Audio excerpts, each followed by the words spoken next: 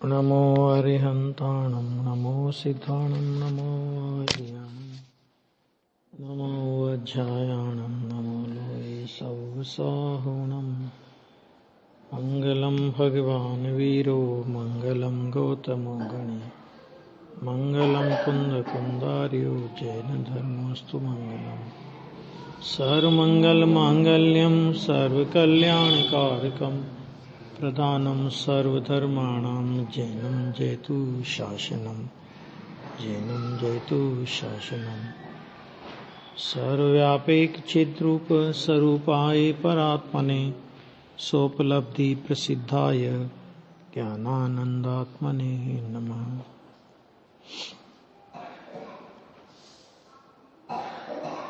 प्रवचन सार की 270 गाथाएं पूरी हुई। अब उसके बाद 271 से 275 गाथाएं जो अंतिम गाथाएं हैं, ये गाथाएं पंचरत्न कहलाती है। तो आचार्य देव कहते हैं अब पंचरत्न है, अर्थात 5 रत्नों जैसी 5 गाथाएं कहते हैं। वहां पहले श्लोक द्वारा उन 5 गाथाओं की महिमा कहते हैं। गाथाओं की महिमा के लिए एक श्लोक आचार्य देव ने लिखा है, तो इसमें से समझ लेना चाहिए कि ये गाथाएं कितनी महत्वपूर्ण गाथाएं हो सकती है। देखो यहां पे अर्थ, ये श्लोक नंबर इसका 18 नंबर का श्लोक है, इसका अर्थ देखिए। अब इस शास्त्र के कलगी के अलंकार जैसे, माने चूड़ामणि मुकुटमणि के समान, यह 5 सूत्र रूप निर्मल पंचरत्न, जो कि संक्षेप से अरिहंत भगवान के समग्र अद्वितीय शासन को सर्वतः प्रकाशित करते हैं। देखो कितनी महिमा कही आचार्य देव ने इन 5 गाथाओं की, कि संक्षेप से अरिहंत भगवान के समग्र अद्वितीय शासन को। पहली बात तो भगवान का शासन कैसा है, तो कहते हैं कि वो अद्वितीय शासन है, उसके जैसा कोई शासन दूसरा जगत में है ही नहीं। और उस शासन के समग्र को, माने संपूर्ण शासन को संक्षेप में ये सर्वथा प्रकाशित करते हैं। वे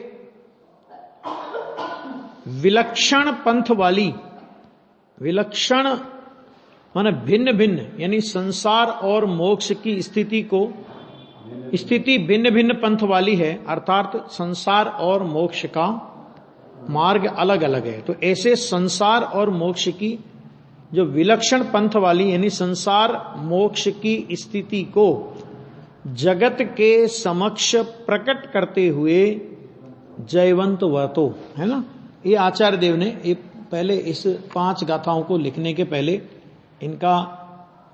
इनकी महिमा से परिचित कराया।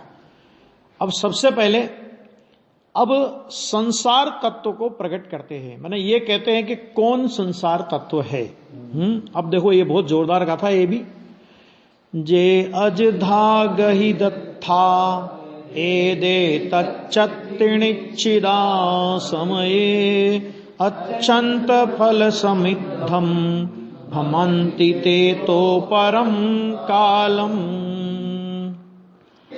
समयस्थहोपण से विभ्रम अथवा ग्रहे ये अर्थ ने अत्यंत फल समृद्ध भावी काल माति। सबसे पहले संसार तत्व की चर्चा करते हैं कि जो समय, माने भले ही समय में हो मतलब भले ही वे द्रव्य लिंगी के रूप में जिन मत में हो। किसकी बात करिए? जिन मत में द्रव्य लिंगी के रूप में हो, भले ही हो। और द्रव्य लिंगी का मतलब तो अपन पहले चर्चा कर चुके हैं बहुत। तथापि वे यह तत्व है, अर्थात वस्तु स्वरूप ऐसा ही है, इस प्रकार निश्चयवान वर्तते हुए पदार्थों को अयथार्थ रूप से ग्रहण करते हैं। क्यों उनको संसार तत्व में लिया? कि भले ही द्रव्यलिंगी है लेकिन पदार्थों का जैसा स्वरूप नहीं है वैसा वे निश्चय करते हैं। लिखा है जैसा नहीं है वैसा समझते हैं। पर देखो ये बहुत सूक्ष्म भूल रह जाती है द्रव्यलिंगी की। कोई प्रतिपादन में ऐसा नहीं लगे अपने को कि ये द्रव्यलिंगी के ऐसा कोई उल्टा बोल रहा है ऐसा, लेकिन फिर भी रह जाती है। वे अत्यंत फल समृद्ध अर्थात अनंत कर्म फलों से भरे हुए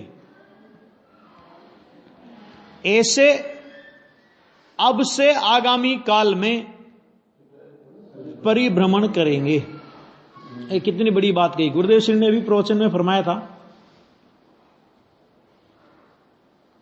बहुत रोंगटे खड़े कर देने वाली बात कही थी। निगोद के बारे में चर्चा करी थी ना। पंथ परावर्तन का स्वरूप बताया था। एक पुद्गल परावर्तन के अनंतवें कल्प काल में अनंत 24 जाती है।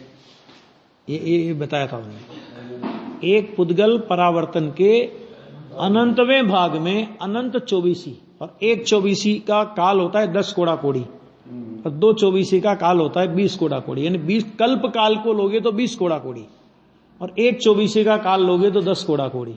तो कहते एक पुद्गल परावर्तन काल के अनंतवें भाग में अनंत 24 जाती है। अभी सोच लो। और 1-2 पुद्गल परावर्तन नहीं किए, ऐसे अनंत पुद्गल परावर्तन किए। वो तो ठीक है। अब ये कहते हैं कि यहां तक भी जीव आया कि द्रव्यलिंगी हो गया, जैन मत का द्रव्यलिंगी। लेकिन पदार्थ के स्वरूप को अन्यथा अगर ग्रहण किया है, अन्यथा समझा है, अन्यथा माना है, तो कहते हैं कि भले वो द्रव्यलिंगी है, भले अभी 9वें ग्रहवक में आपको दिख रहा है, लेकिन आचार्य कहते हैं अब से, मैंने यहां द्रव्यलिंग धारण करके भी नहीं सुधरा, मिथ्यात्व का वमन नहीं किया, तो अब से लेकर अनंत संसार में भ्रमण करेगा। और वो संसार के लिए क्या विशेषण दिया था? अत्यंत फल समृद्धम, अत्यंत फल समृद्ध, अनंत कर्म फलों से भरे हुए। अनंत कर्म फल मैंने पुण्य के फल भी आएंगे, पाप के फल भी आएंगे, निगोद के फल भी आएंगे, सब आएंगे। ठीक है, अभी द्रव्यलिंग धारण किया है तो पुण्य का फल भोग रहा है। ठीक है, अब पुण्य का फल भोग रहा है, लेकिन पुण्य का फल क्षीण होगा कि नहीं होगा? मिथ्यात्व के साथ में अगर पुण्य बांध भी लिया, मिथ्या दृष्टि के योग्य उत्कृष्ट पुण्य भी बांध लिया, तो भी वो मिथ्यात्व साथ में है, तो वो पुण्य धीरे धीरे क्षीण होता जाएगा और जीव को कहां ले जाके पटकेगा? निगोद में ले जाके पटकेगा। ये बताया था एक दिन कि 2.5 पुद्गल परावर्तन काल तक निकलना मुश्किल हो जाएगा। आ गया। और अभी बता ही दिया गुरुदेव ने कि एक पुद्गल परावर्तन के अनंतवें भाग में अनंत 24 जाती है। अभी सोच लो 2.5 पुद्गल परावर्तन काल कितना भयंकर होगा। अब यहां देखो टीका, जो स्वयं अविवेक से, देखो कितना स्वयं अविवेक से, मैंने कोई ये कहे कि भाई क्या करे, हमारे तो कर्म का उदय है, कर्म का तीक्ष्ण उदय है, हम क्या कर सकते हैं? तो पहले ही झटके में उस बात को उड़ाया कि स्वयं अविवेक से, मैं तेरा अविवेक है खुद का, कर्म का उदय का बहाना लेने की आवश्यकता नहीं है। तो वो कहते हैं कि स्वयं अविवेक से पदार्थों को अन्यथा ही अंगीकृत करके, यानी अन्य प्रकार से ही समझकर, उल्टा समझकर। अन्य प्रकार का मतलब क्या होता है? कि जैसा पदार्थ का स्वरूप है उससे उल्टा समझता है। उल्टा समझ ले तो द्रव्यलिंगी कहां रहेगा फिर? तो उल्टा समझकर फिर क्या करता है? ऐसा ही तत्व अर्थात तो वस्तु स्वरूप है, इस तरह दृढ़ता धारण करता है उसमें, ऐसा ही है, इस तरह ऐसा निश्चय करते हुए। ये तो हुआ वस्तु स्वरूप के संबंध में। द्रव्य लिंग धारण करके भी वस्तु स्वरूप के संबंध में अन्यथा पना अंगीकार किया है, निश्चय करते हुए। फिर क्या कहा कि सतत एकत्रित किए जाने वाले, मतलब निरंतर एकत्रित किए जाने वाले महामोह मल से मलिन मल वाले होने से, कितने गजब के विशेषण दिए देखो। सदा एकत्रित किए जाने वाले कौन? कि महामोह मल से मलिन। मन वाले होने से, मतलब जिसका मन मोह रूपी मल से मलिन है, और वो कैसा है कि सदा एकत्रित किया जाता है, ऐसा वो क्या है, वे होने से नित्य अज्ञानी है, हमेशा अज्ञानी है। अब ऐसे अज्ञानी, मतलब ये पहले उन्होंने देखो, आचार्य भगवान ने पहले उसकी इतनी विशेषताएं बताई कि ऐसा वस्तु स्वरूप को उल्टा अंगीकार करता है, मोह मल से निरंतर मोह मल से मलिन है, ऐसा अज्ञानी है।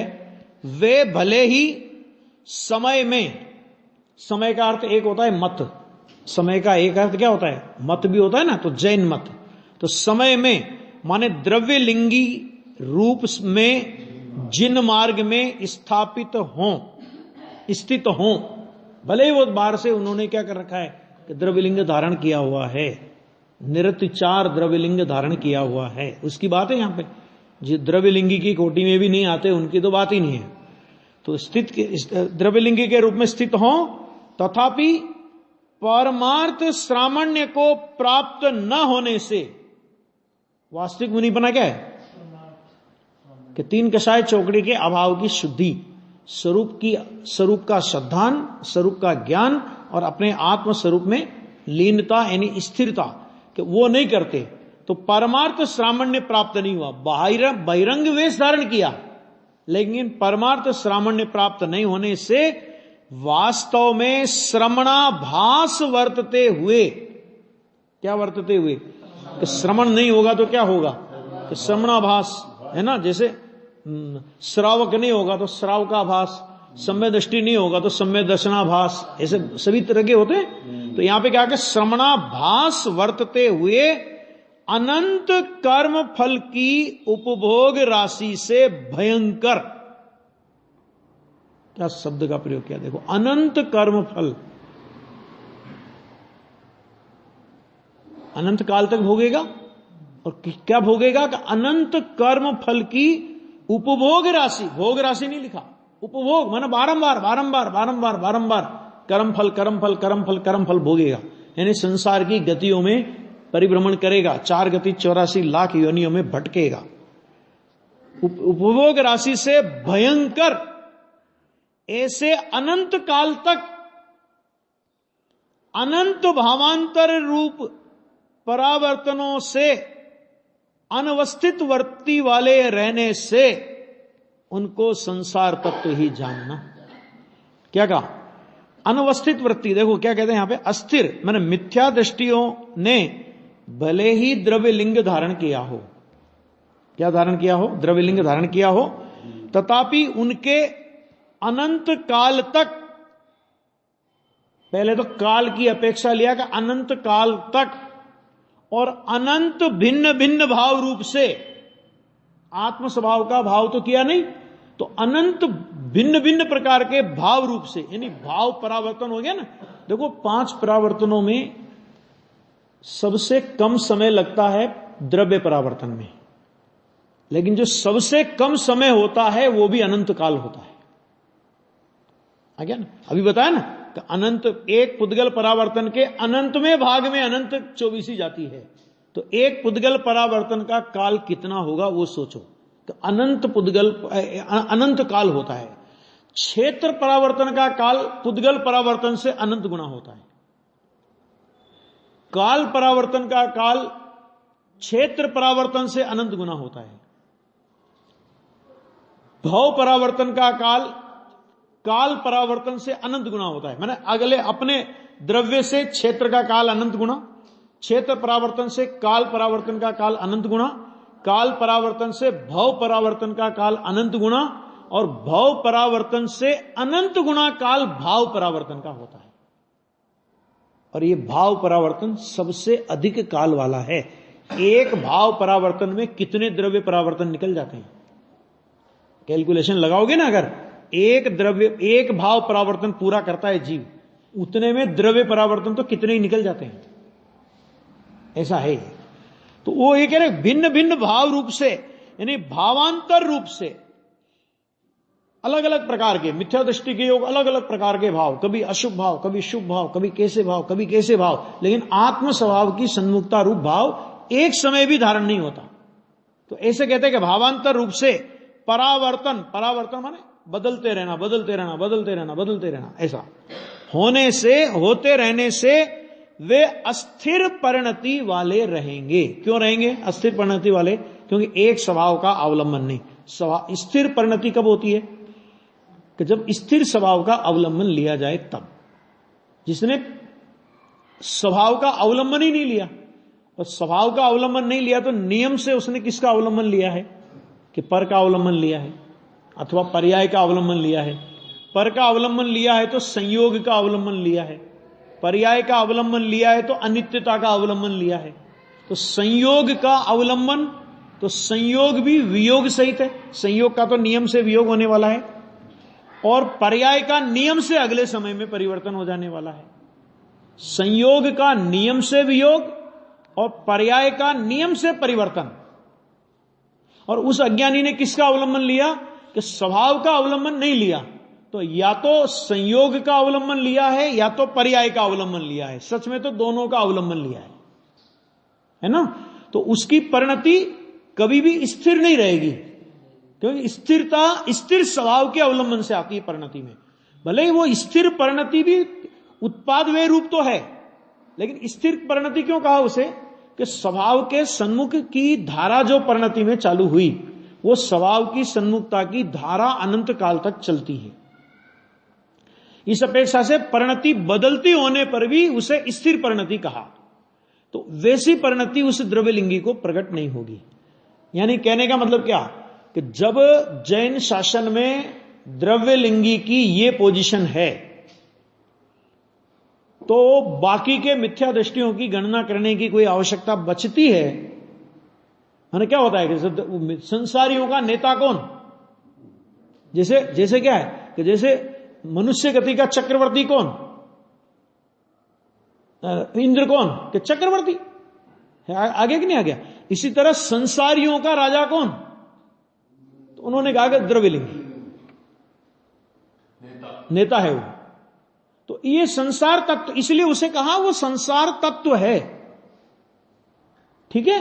अब जब द्रव्यलिंगी को संसार तत्व कह दिया, और ऐसा नहीं कितना कितना वो पालन करता है, उसकी यहां पर हम कल्पना नहीं कर सकते।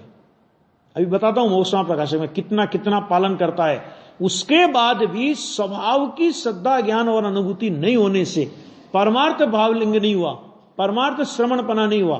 परमार्थ श्रवणपना नहीं हुआ तो श्रवणाभास है, और श्रवणाभास है तो अनंत काल तक अनंत भावों में परिभ्रमण करते हुए संसार में भटकेगा। आ गया? ये द्रव्यलिंगी की पोजीशन है। जहां द्रव्यलिंग भी ना हो वहां तो कुछ सोचने की जरूरत नहीं है। ये कह रहे हैं भटक परिणति वाले रहेंगे, और इसलिए वे संसार तत्व ही हैं। देखो दो बातें, द्रव्यलिंगी को वर्तमान, देखो द्रव्यलिंगी है ना, अभी 9वें ग्रेविक में गया, तो 9वें ग्रेविक से गया तो सीधा कोई निगोद चला जाएगा ऐसा नहीं है। 9वें ग्रेविक से गया तो वो अभी भटकेगा, और भटकने में उसको स्वर्ग आदि गतियां भी मिलेंगी, क्योंकि पुण्य परिणाम है ना, अभी कषाय की मंदता रूप परिणाम है, मिलेंगी। लेकिन उस पुण्य का रास होते होते होते होते होते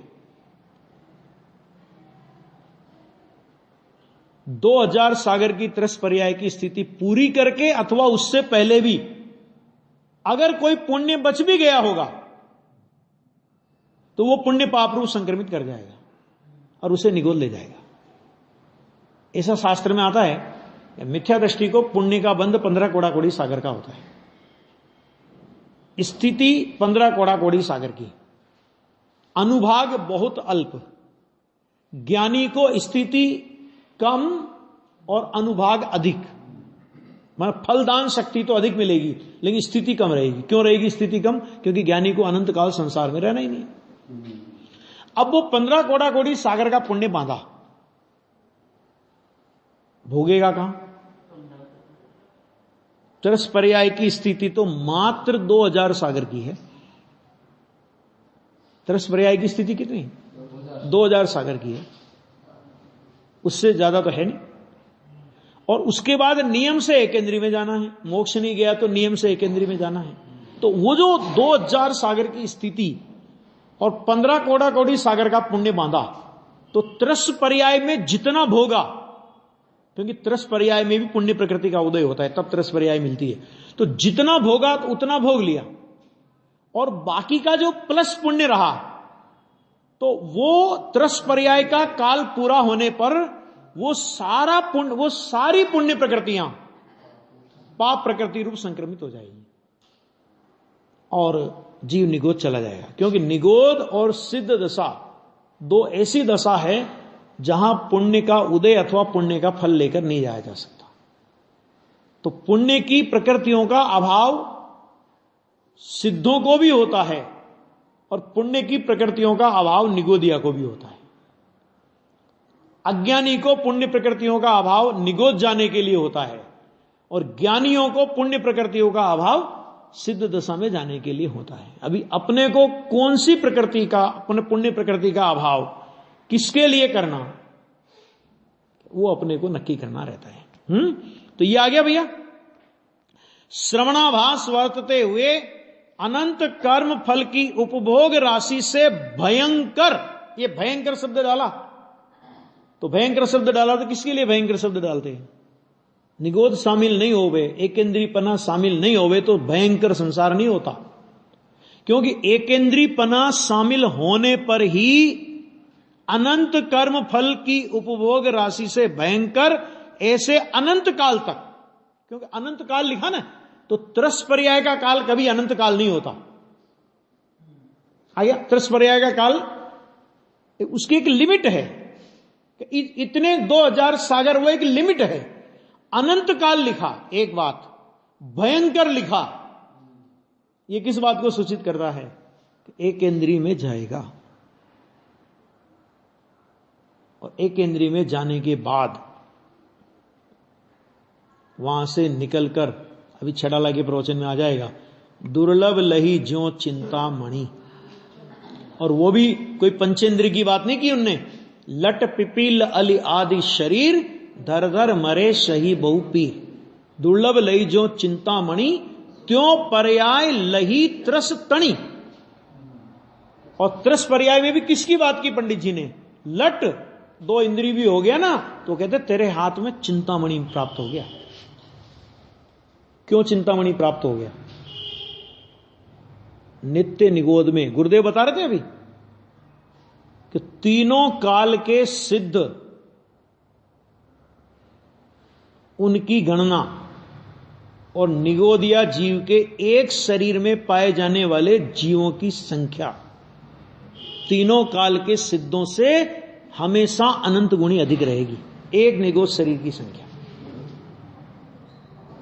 आ गया? अब सोच लो कि कितना भयंकर है, इसलिए दुर्लभ। मैंने इसका मतलब क्या हुआ कि भाई साहब ये जो त्रस राशि में अपने को जीव नजर आते हैं, ये उस निगोद या शरीर के अनंत में भाग भी नहीं है। क्या कहा? त्रस राशि में जो जीव नजर आते हैं वे निगोदिया शरीर के, एक निगोदिया शरीर के अनंत में भाग भी नहीं है। अनंत में भाग मान लो, चलो इतने जीव निगोद में अभी भरे पड़े हैं, और ऐसे एक नहीं अनंतानंत शरीर है। जमीकंद की एक राई जितनी टुकड़े का गुरुदेव दे देते ना उदाहरण, तो उसमें कितने असंख्यात शरीर, और एक एक शरीर की ये पोजीशन। इसका मतलब क्या हुआ कि ये जो अपने को मिल गया भाग्य से जैन कुल, पंचम काल में ऐसा सत्य तत्व का उपदेश है ना, गुरुदेव श्री जैसे महापुरुष का योग, कि जिसके पास भगवान की वाणी में कोई परिवर्तन हो तो गुरुदेव की वाणी में परिवर्तन हो, इतना प्रामाणिक पुरुष, समझ में आ गया ना। उसकी कदर हम नहीं करें ना, गुरुदेव की सीढ़ी चलती और हमें घर बैठने का भाव आवे, मंदिर में गुरुदेव की सीढ़ी चले और हमें घर बैठने का भाव आवे, तो हम समझ लो हम गुरुदेव की कितनी कदर करते हैं हम लोग। मतलब मेरे को कोई लिहाज नहीं इस मामले में, मेरे स्वाध्याय में नहीं आओ चले, गुरुदेव की सीढ़ी में जरूर आना चाहिए, बल्कि आधा घंटा गुरुदेव की सीढ़ी करो और आधा घंटा करो स्वाध्याय, कोई आवश्यकता नहीं है उसकी, वो जरूरी है। समझ में आ गया कि नहीं आ गया? एक एक एक एक वचन ऐसा निकलता है, कब कौन सा वचन हमारे लग जाए, क्योंकि ज्ञानी की देशना है ना। वो तो पंचम काल में पंडित जी बोलते थे ना कि पंचम काल में जैसे ऊपर से समोसरण उतरा हो। ये तो भूल भटकते हुए भरत विदेश क्षेत्र का यात्री भरत क्षेत्र में आगे से जाए पंचम काल में, ये तो कितने जीवों का पुण्य जोर मार रहा होगा। नहीं तो भरत क्षेत्र, विदेश क्षेत्र से भरत क्षेत्र में जीव आवे पंचम काल में। लेकिन हो गया ऐसा, योग बन गया, चमत्कार हो गया। वो समझ में आ गया कि नहीं आ गया? तो ये समझना कि ये कितनी गजब की बात आई थी वो कि भाई ये अनंत जीव, अभी तो जब ये पहली ढाल का तो इतना वैराग्य के प्रवचन है सारे, कि इतने कि तू इतने जीव नित्य निगोद में अभी हैं कि अनंत काल तक, अनादि से आज तक निगोद से निकले नहीं। एक बात तो ये, और अनंत काल तक नहीं निकलेंगे ऐसे भी जीव हैं। अब अपनी तुलना कर लो, अपन कितने भाग्यशाली हैं तो वहां से निकल गए, और निकलने के बाद अगर जावे तो इतर निगोद होता है वो, नित्य निगोद नहीं होता। कौन सा निगोद होता है वो? इतर निगोद होता है ना। अब ये कह रहे हैं कि भाई साहब द्रव्य लिंगी की ये दशा है, हम लोग और आप तो क्या किस गिनती में अपन लोग तो, है ना, जिनको अभी पुण्य का भी ठिकाना नहीं। धर्म की बात तो छोड़ो, अपन लोगों की अगर स्थिति का अपन विचार करें, सम्य दर्शन को तो छोड़ो, एक और पुण्य का भी ठिकाना नहीं। गुरुदेव की भाषा में कहें 4-6 घंटे स्वाध्याय हो, सत समागम हो तो सारू पुण्यपण बांधे, ये गुरुदेव बोलते हैं। धर्म की बात तो बहुत दूर, अभी पुण्य का भी जिनको ठिकाना नहीं, आकंठ पाप में डूबे हुए लोग हों अपन लोग, है ना। जब पुण्य वाले को ये कह रहे हैं, 9वें ग्रेवक जाने वाले को संसार तत्व कह रहे हैं, अपनी क्या स्थिति है? द्रव्यलिंगी संसार तत्व ये सुनकर के प्रसन्न होने की आवश्यकता नहीं। वो द्रव्यलिंगी अपन बने अनंत बार, एक बार नहीं, कितनी बार बताया था ना एक दिन कैलकुलेशन निकाल के, कितनी बार? तो अनंत बार अपन लोग बने द्रव्यलिंगी। सोचो, ये अपना इतिहास है। अपन संसार तत्व अनंत काल से बने, अनंत बार संसार तत्व कहलाए अपन लोग। और अभी कौन से हैं? द्रव्यलिंगी संसार तत्व है। तो बाकी द्रव्यलिंगी के अलावा जितनी मिथ्या दृष्टि की फौज है, निगोद से लेकर के द्रव्यलिंगी तो संसार तत्व आचार्य भगवान ने लिखी दिया। तो वो निगोद से लेकर जितनी मिथ्या दृष्टियों की फौज है, वो कौन सा तत्व है? वो भी संसार तत्व है। ये तो संसार तत्व के नेताजी का नाम लिया, समझ में आ गया? अब ये 271 का था बराबर, अभी 272 का था। आ जाओ, अब देखो इसमें एक बहुत गजब की विशेषता कि ये भावलिंगी मुनिराज होते हैं ना, तो वो भावलिंगी मुनिराज यद्यपि संवर निर्जरा तत्व है। कौन से तत्व है भावलिंगी मुनिराज? वर्तमान में तो मोक्ष नहीं है, लेकिन फिर भी उन भावलिंगी मुनिराज को यहां मोक्ष तत्व कह रहे हैं। क्यों कह रहे हैं? जैसे वर्तमान में द्रव्यलिंगी है, ध्यान से सुनना, कि वर्तमान में द्रव्यलिंगी है, महामंद कषाय का परिणाम कर रहा है, तो भी उसके साथ में मिथ्यात्व का महापाप प्रति समय चल रहा है, और उस मिथ्यात्व का महापाप होगा कारण, और उसका कार्य क्या आएगा? तो अनंत संसार में परिभ्रमण उसका कार्य आएगा। बराबर है? अनंत संसार में परिभ्रमण उसका कार्य आएगा, बराबर। तो कारण का किया कार्य में उपचार, या कार्य का किया कारण में उपचार, आपस में उपचार करके द्रव्यलिंगी को संसार तत्व कह दिया। इसी तरह यहां मोक्ष तत्व के संबंध में समझना कि ये जो भावलिंगपना है, कि ये भावलिंगपना कारण, और इसका कार्य क्या आएगा? तो मोक्ष। तो कार्य का उपचार किया कारण में, और कार्य का उपचार कारण में करके भावलिंगी मुनिराज को मोक्ष तत्व कह दिया, है ना। तो ये भावलिंगी मुनिराज, देखो अभी बहुत जोरदार गाथा है, पढ़िए। अभी देखिए यहां पे क्या कहते हैं, पहले अब मोक्ष तत्व प्रकट करते हैं। देखो, अजधाचार विजुतो जधंत पदनिच्छिदो पर सप्पा अफले चिरम न जीवदी इहं सो संपुण्य सामन्नो अयथाचारणहीन सूत अर्थ सुनिश्चय उपशांत ते पूर्ण। वाह,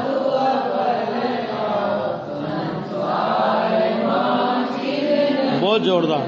देखो क्या कह रहे हैं, जो जीव, ये लिखा ना, यथार्थ पद निश्चितः, जो जीव यथार्थतया पदों का और अर्थों माने पदार्थों का निश्चय वाला होने से, पद और अर्थ, पदों का तथा अर्थों का माने पदार्थों का निश्चय वाला होने से प्रशांत आत्मा है। प्रशांत आत्मा, प्रशांत आत्मा का मतलब प्रशांत स्वरूप, नीचे लिया है फुटनोट में, प्रशांत मूर्ति, उपशांत, स्थिर हुआ, ऐसा प्रशांत आत्मा है। और कैसा है, अयथाचार अर्थात अन्यथा आचरण, मुनिपने से विरुद्ध आचरण, अयथार्थ आचरण, एक ही बात है, अन्यथा आचरण कहो अयथार्थ आचरण कहो, माने मुनिपने से विरुद्ध आचरण से जो रहित है, अर्थात मुनि पद के योग्य जिसके आचरण हैं। अंतरंग आचरण भी तीन कसाय चौकड़ी के अभाव रूप, और बहिरंग आचरण भी यथाजात जैसा है वैसा है ना, वह संपूर्ण श्रामण्य वाला जीव। संपूर्ण श्रामण्य क्यों लिया, कि अंतरंग में तीन चौकड़ी कसाय का अभाव है, और विकल्प की भूमिका में भूमिका से विरुद्ध जाति का विकल्प नहीं है, तो अंतर बाह्य संपूर्ण श्रामण्य वाला है वो जीव। बात समझ में आएगी नहीं है, अंतर बाह्य संपूर्ण श्रामण्य वाला वो जीव क्या है, वो अफल, अफल माने कर्म फल रहित हुए। अब वहां कर्म फल नहीं भोगेंगे, आ गया, इस संसार में चिरकाल तक नहीं रहता। इसका मतलब क्या हुआ, अल्पकाल में ही मुक्त होता है। देखो ये लिखा है शास्त्र में, गुरुदेव श्री के प्रवचन में भी आता है, साधक दशा का काल अनंत काल तो होता ही नहीं, अरे अनंत समय भी नहीं होता। क्यों नहीं होता, क्योंकि जितने 5, 7, 10 भव भी अगर बाकी हों तो उन भवों की गिनती में आ गए ना, वो भव गिनती में आ गए ना, 10 भव, इतने इतनी आयुष्य वाले भव तो गिनती में आ गए। इस अपेक्षा से वो कहते हैं कि अनंत समय नहीं कहते उनको, अनंत समय भी नहीं है वो, अति अल्पकाल में वो जीव मुक्त हो जाएगा, अल्पकाल में ही मुक्त हो जाएगा। अरे बहुत से जीव तो ऐसे भी हैं कि जो यहां से स्वर्ग में गए और अगला भाव लेकर के मनुष्य का और सीधा मुक्ति जाएंगे। कोई जीव ऐसे भी है कि स्वर्ग में गए, वहां से मनुष्य होंगे, फिर स्वर्ग में जाएंगे, फिर मुक्ति जाएंगे। लेकिन एक लिमिटेशन आ गई, अब अनंत भव नहीं रहे, है ना, और अनंत संसार के आगे 5, 10 भवों की भी कोई गिनती नहीं है। शेर की पर्याय में समय दर्शन प्राप्त किया था, 10वें भव में महावीर बने। लिमिट आ गई ना, अनंत संसार के सामने 10 भव क्या गिनती में, अनंत के सामने 10 की गिनती क्या, और अनंत काल के सामने 10 भवों का काल किस गिनती में है। समुद्र का पानी चम्मच में, समुद्र में से चम्मच में पानी लो आप, वो भी शायद बड़ी होगी, है ना, इतना है बस। ये भावलिंगी की स्थिति, संपूर्ण श्रामण्य लिखा उसके लिए, उस उधर क्या लिखा था द्रव्यलिंगी में, श्रवणाभास, है ना, और यहां लिखा संपूर्ण श्रामण्य, निश्चय व्यवहार, अंतरंग बहिरंग। आ गया, ये कह रहे हैं यहां पे टीका, जो श्रवण त्रिलोक की चूलिका माने कलगी के समान निर्मल विवेक रूपी दीपिका के प्रकाश वाला होने से, माने जिसके ज्ञान में निर्मल विवेक प्रकट हो गया है, निर्मल विवेक रूपी दीपिका का प्रकाश जिसको प्रकट हो गया है, जिसको स्वरूप से और पर रूप से जानने में आ रहा है। आगे बात समझ में, स्व और पर ऐसा जानने में आ रहा है, तो होने से फिर क्या है, यथास्थित, एक एक शब्द देखो, यथास्थित पदार्थ निश्चय से यथास्थित माने जैसा पदार्थ का स्वरूप है, जीव का जैसा स्वरूप, अजीव का जैसा स्वरूप, आश्रव बंध पुण्य पाप का जैसा स्वरूप है ना, संवर निद्रा मोक्ष का जैसा स्वरूप, भगवान आत्मा का जैसा स्वरूप, उस स्वरूप को यथार्थ रूप से अंगीकार करता है। पदार्थ निश्चय से उत्सुकता का निवर्तन करके, क्यों उत्सुकता क्यों होगी कि जब सारे पदार्थों के स्वरूप का निर्णय हो गया, भगवान आत्मा का अनुभव हो गया और उस भाव श्रुत ज्ञान में विश्व के सारे पदार्थों का निर्णय हो गया, अब किस बात की उत्सुकता है? उत्सुकता का मतलब समझिए, उत्सुकता का मतलब और जानने की जिज्ञासा, और जान लूं, ये भी जान लूं, वो भी जान लूं, ये भी जान लूं। ये जो गेय निष्ठा है, जो पूजा में बोलते हैं ना अपन, वो शांत गेय निष्ठा मेरी जल से चरणाम्बुज चर्चित है। तो गेय निष्ठा शांत होने का मतलब क्या कि भगवान को सारे गेय जानने में आते हैं, लेकिन गेय निष्ठा नहीं है। और हम लोगों को सारे गेय जानने में नहीं आते, इसलिए हम एक एक गेय को पकड़ पकड़ कर जानने की कोशिश करते हैं, इसको बोलते हैं गेय निष्ठा। तो सम्य दृष्टि धर्मात्मा को मुनिराज भावलिंगी संत को, यहां तो भावलिंगी संत की बात चल रही है, तो भावलिंगी संत को अपने भावश्रुत ज्ञान में अथवा अपने द्रव्य श्रुत ज्ञान में केवल ज्ञान जैसा और जितना जानता है वैसा और उतना पदार्थों के स्वरूप का निर्णय हो गया। प्रत्यक्ष और परोक्ष का भेद है, वो गौण है, लेकिन जितना केवली भगवान जानते हैं, क्या जानते हैं केवली भगवान? प्रत्येक पदार्थ है तो विश्व के प्रत्येक पदार्थों को जानते हैं, प्रत्येक पदार्थ में अनंत अनंत गुण हैं तो उन अनंत अनंत गुणों को अलग अलग विस्तार से जानते हैं। प्रत्येक गुण में प्रत्येक गुण की प्रति समय पर्याय उत्पन्न होती है, नष्ट होती है, ऐसी 3 काल के जितने समय उतनी पर्याय होती है। तो केवली भगवान उस एक एक पर्याय को अलग अलग पृथक पृथक रूप से वर्तमानवत जानते हैं। एक एक पर्याय में पढ़ने वाले अविभागी प्रतिच्छेद होते हैं, केवली भगवान उस प्रत्येक पर्याय के एक एक अविभागी प्रतिच्छेद को जानते हैं। ठीक है, सम्य दृष्टि प्रत्येक पर्याय को केवल ज्ञानी की भांति मुनिराज पृथक पृथक नहीं जानते, अविभागी प्रतिच्छेदों को पृथक पृथक नहीं जानते, लेकिन मुनिराज ये जानते हैं ना, विश्व में अनंत द्रव्य हैं, प्रत्येक द्रव्य में अनंत अनंत गुण हैं, प्रत्येक गुण में अनंत 3 काल के जितने समय उतनी क्रमबद्ध रूप से पर्यायों का प्रवाह चालू हो रहता है, और एक एक पर्याय में अनंत अनंत अविभागी प्रतिच्छेद हैं। देखो, डिटेल से जानने पर भी केवली भगवान उनकी ओर देखते हैं कि आत्मा की ओर देखते हैं? आत्मा की ओर देखते हैं।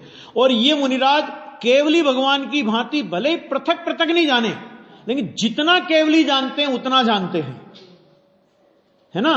तो ये मुनिराज भी जान करके क्या करते हैं कि जान करके उन पदार्थों की ओर नहीं देखते, क्योंकि वो तो पर है। क्या करते हैं वो कि स्वरूप मंथर रहने से तो अपने स्वरूप में डूबे रहते हैं। स्वरूप मंथर, देखो खुलासा किया नीचे, स्वरूप में जमा हुआ, मंथर का मतलब होता है जमा हुआ। मंथर का अर्थ है सुस्त, आलसी। तो मुनिराज आलसी कहां, काय के लिए आलसी? कि स्वरूप से बाहर आने में आलसी।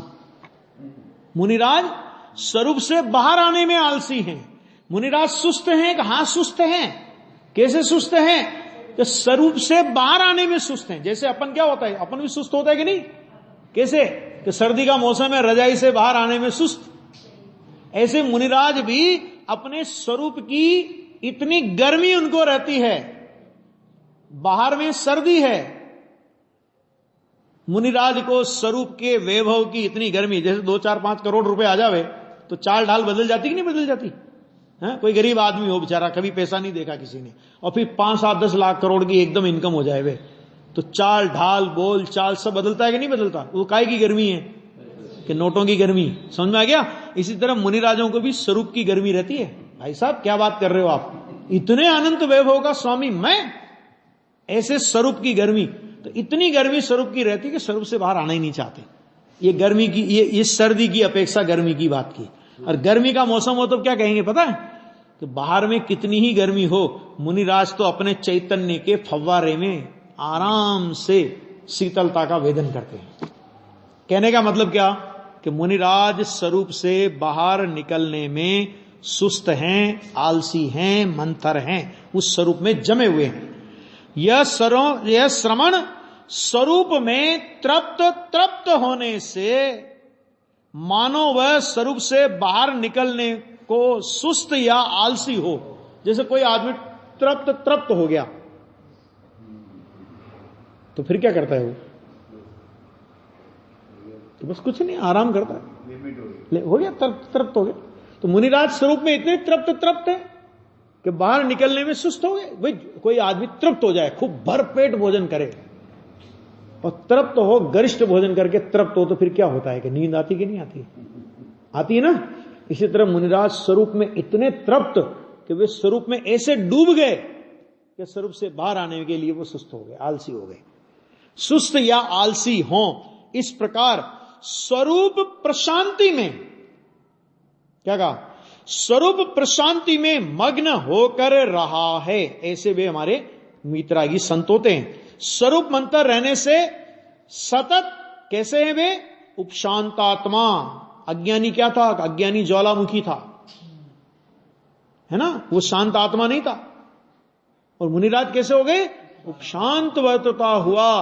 स्वरूप में एक में ही, स्वरूप में लिख दिया, फिर एक में लिखने की क्या जरूरत थी? क्या तुम यहां अनेकांत नहीं लगा लो क्या? कथनचित स्वरूप में और कथनचित मूल गुणों में। अरे मूल गुण में जिस समय दिखाई देते हैं उस समय भी उनकी तीन कसाय चौकड़ी के अभाव पूर्वक की परिणति स्वरूप में ही केली कर रही है ना। तो वो कहते हैं कि स्वरूप में एक में ही, 28 में नहीं, एक में ही। क्या 28 में दिखते हैं ना कि अपनी आंखों का इलाज कराओ। मुनिराज दिखते 28 में हैं और होते एक में हैं। दिखते हैं 28 में, होते थोड़ी हैं वो, होते तो एक में ही है।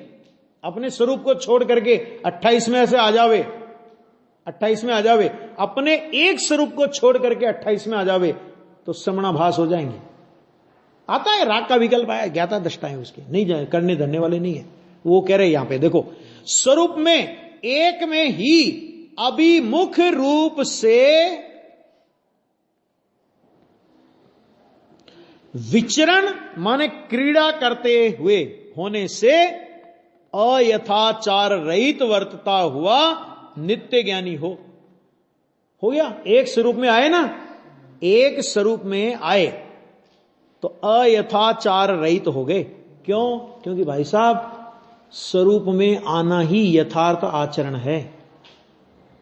विकल्प में आए वो तो आचरण में और कमी है अभी, क्योंकि अगर आचरण में अर्थात स्वरूप स्थिरता में उतनी कमी नहीं होती तो विकल्प में कैसे आते? वो विकल्प में आना, 28 मूल गुणों में आना, वो बहादुरी नहीं है, वो कमजोरी है।